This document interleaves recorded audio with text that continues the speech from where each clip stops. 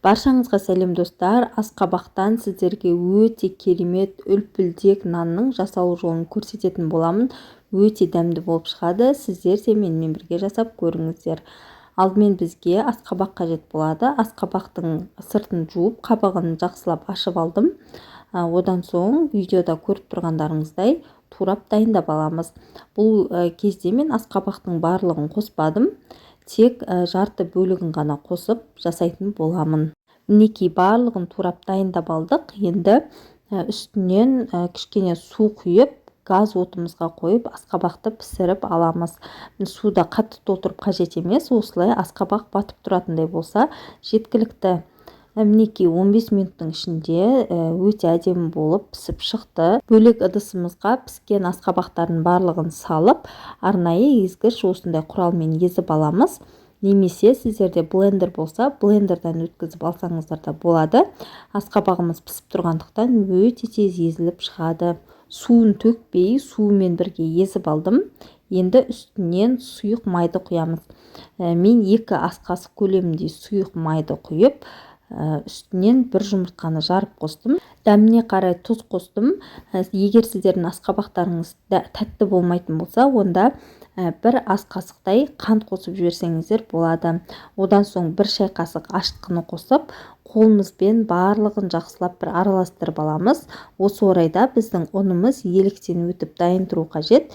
Еліктен өтіп дайын тұрған ұнды үстінен қосып, жақсылап орташа тығыздықтағы қамыр илеп шығамыз. Илей келе бізден осындай тығыздықтағы қамыр иленіп шықты.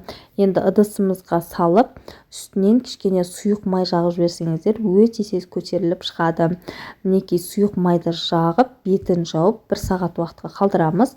1 сағаттың ішінде қамырымыз өте әдемі болып, міне көтеріліп шықты.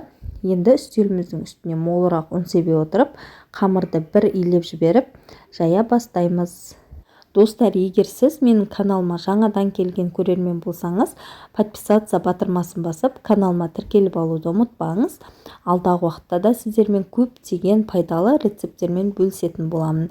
Және каналымдағы видео бөліміне өтетін болсаңыз, сіздер іздеген бірнеше видео рецепттерді ашып қарай аласыз.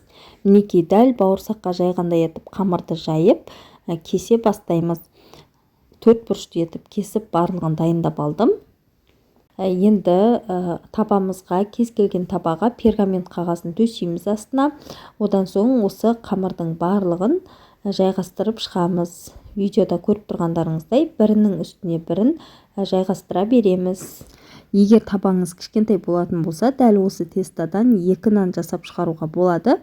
Мен орташа көлемді табаға жасадым. Барлығын бірден салып жібердім. Қамырдың барлығын жинап болғаннан кейін бетін жауып 15 минут уақытқа көтерілгенше қалдырамыз.